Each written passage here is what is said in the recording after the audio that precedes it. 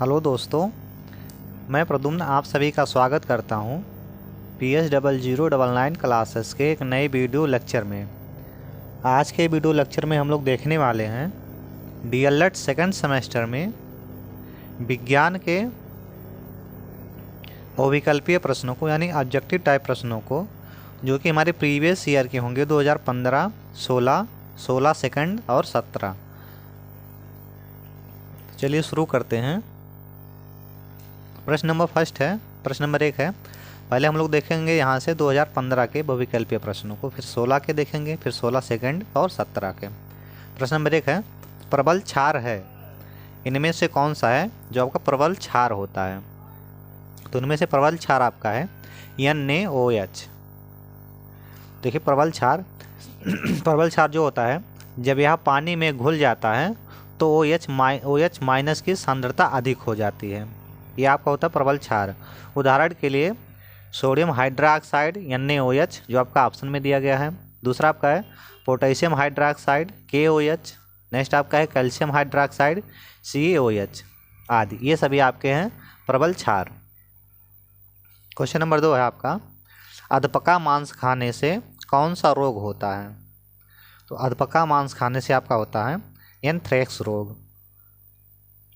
Question number 3 है, रसांकुर जिसको हम लोग बिली बोलते हैं इंग्लिश में, संरचना पाई जाती है, यानी ये संरचना कहाँ पाई जाती है? तो ये आपका पाया जाता है क्षुद्रांश में। यानी रसांकुर जो बिली या आहार नाल के क्षुद्रांश यानी इलियम भाग में पाए जाते हैं। रसांकुर पचे हुए भोज्य पदार्थों के अवशेष का कार्य करता है, यानी अवशोषण कर लेता है जो पचा हुआ भोज्य पदार्थ होता है। प्रश्न नंबर 4, किस ग्रह को वर्ष 2006 में ग्रह की श्रेणी से हटा दिया गया है?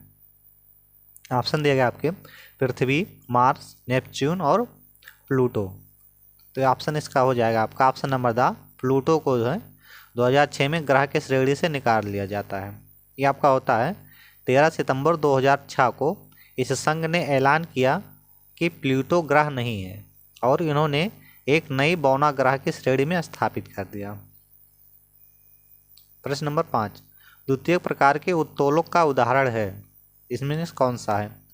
बोतल खोलने वाला यंत्र, पंजेदार हथौड़ी, कैंची, ब्रेड काटने का चाकू। तो द्वितीय प्रकार का जो उत्तोलक है इसमें आपका है ऑप्शन नंबर ए, बोतल खोलने वाला यंत्र। देखिए एक लीवर जिसमें भार जो होता है वो आधार और प्रयास के बीच स्थित होता है, वो आपका होता है द्वितीय प्रकार का उत्तोलक। उसे द्वितीय प्रकार का उत्तोलक या कक्षा 2 लीवर कहा जाता है। इसके उदाहरण हम लोग देखें तो एक ठेला हो जाएगा, एक बोतल ओपनर यानी बोतल खोलने वाला यंत्र और एक नट क्रैकर। ये सभी आपके होते हैं द्वितीय प्रकार के उत्तोलक। नेक्स्ट हमारा यहाँ से शुरू होता है 2013 के बहुविकल्पीय प्रश्न। प्रश्न नंबर 1 है, निम्नलिखित में से भौतिक परिवर्तन है? ऑप्शन आ, दूध से दही बनना, बा गन्ना के रस से सिरके का बनना, सा बल्ब का जलना, द कागज का जलना। भौतिक परिवर्तन जो इसमें आपका है वो आपका है कागज का जलना, सॉरी कागज का नहीं बल्ब का जलना होगा इसका राइट आंसर। नेक्स्ट आपका है, नींबू में पाया जाने वाला अम्ल कौन सा है? ऑप्शन दिया गया है सल्फ्यूरिक अम्ल, एसिटिक अम्ल, नाइट्रिक अम्ल और साइट्रिक अम्ल। तो नींबू में आपका पाया जाता है साइट्रिक अम्ल। हम लोग देखते हैं एसिटिक अम्ल जो होता है ये आपका पाया जाता है सेब, अंगूर, अनानास, स्ट्रॉबेरी और संतरे में। और जो साइट्रिक अम्ल होता है वो आपका नींबू, संतरे और अनेक खट्टा फलों में पाया जाता है। प्रश्न नंबर 3 है, विटामिन डी का सबसे सस्ता प्राकृतिक स्रोत कौन सा है? ऑप्शन है फल, सब्जी, सूर्य की रोशनी या धूप, दूध। तो विटामिन डी का जो सबसे सस्ता प्राकृतिक स्रोत है वो आपका है सूर्य की किरणें या धूप।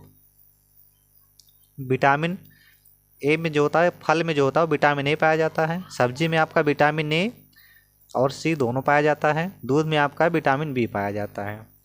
नेक्स्ट आपका है, श्रोता में आलंब होता है, यानी जो श्रोता होता है उसमें आलंब कहाँ पर होता है? किनारे पर, बीच में, किनारे तथा बीच के मध्य या इनमें से कोई नहीं।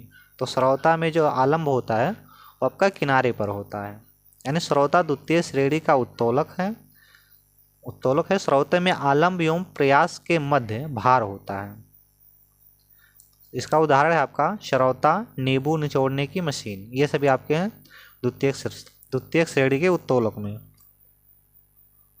नेक्स्ट आपका है क्वेश्चन नंबर 5, घड़ी को चाबी भरने में संग्रहण करते हैं। तो आपका करते हैं हम लोग इसका स्थितिज ऊर्जा का। इसका राइट आंसर है आपका स्थितिज ऊर्जा। नेक्स्ट क्वेश्चन यहाँ से हमारा शुरू होता है। यहाँ देखिए 16 सेकंड लिखा है। 2016 में दोबारा एग्जाम हुआ था, इसीलिए यहाँ सेकंड लिखा है। एलिसा परीक्षण क्यों किया जाता है? एलिसा परीक्षण किया जाता है किसके लिए? कैंसर में उपयोगी होता है, क्षय रोग में, एड्स या टाइफाइड में। तो एलिसा परीक्षण आपका होता है एड्स में। नेक्स्ट क्वेश्चन नंबर 3, नाइट्रोजन अणु में होता है, यानी जो नाइट्रोजन के अणु होते हैं उसमें क्या होता है? तो उसमें होता है त्रिसंयोजी बंध होता है। नाइट्रोजन रंगहीन, गंधहीन और स्वादहीन गैस है। इसका अणु जो होता है वो 2 परमाणुओं का बनता है। इसके संकेत N, परमाणु संख्या इसका 7 है, परमाणु भार आपका है 14.007। नेक्स्ट क्वेश्चन नंबर 4, किसी तत्व का परमाणु क्रमांक 15 तथा द्रव्यमान संख्या 40 है। तत्व के परमाणु के नाभिक में न्यूट्रॉनों की संख्या होगी। इसको हमको लगाना पड़ेगा। इसका एक सूत्र होता है। ऑप्शन देख लेते हैं। इसका ऑप्शन 25 जो है वो राइट आंसर है, ऑप्शन नंबर द। लेकिन इसको लगाएंगे कैसे या निकालेंगे कैसे? तो निकालने के लिए देखिए यहाँ दिया गया है। इसका सूत्र है न्यूट्रॉनों की संख्या बराबर होता है परमाणु द्रव्यमान माइनस परमाणु संख्या। तो इसको हम लोग ऐसे करके निकाल लेंगे।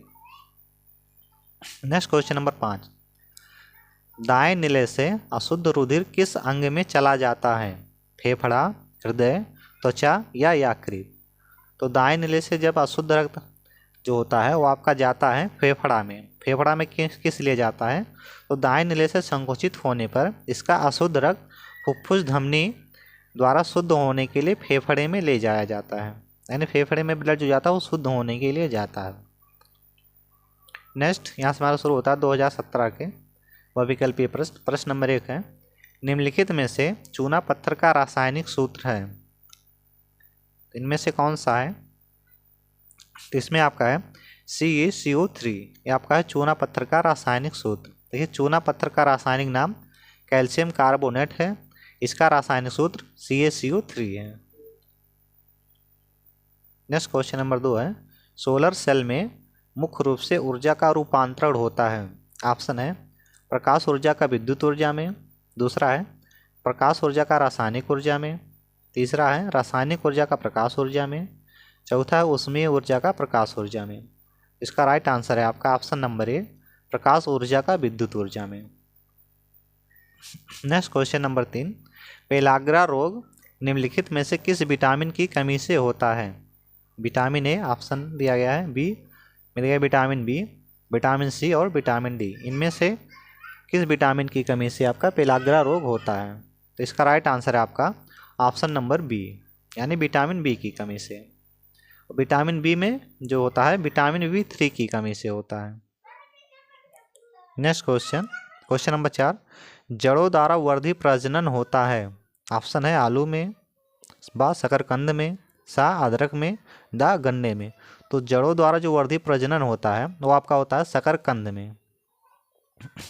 जड़ों द्वारा वनस्पतिक उत्पादन में सतावर, डहेलिया और शकरकंद की जड़ें कंद उत्पन्न करती हैं। इन कंदों से फिर नए पौधे उत्पन्न हो जाते हैं।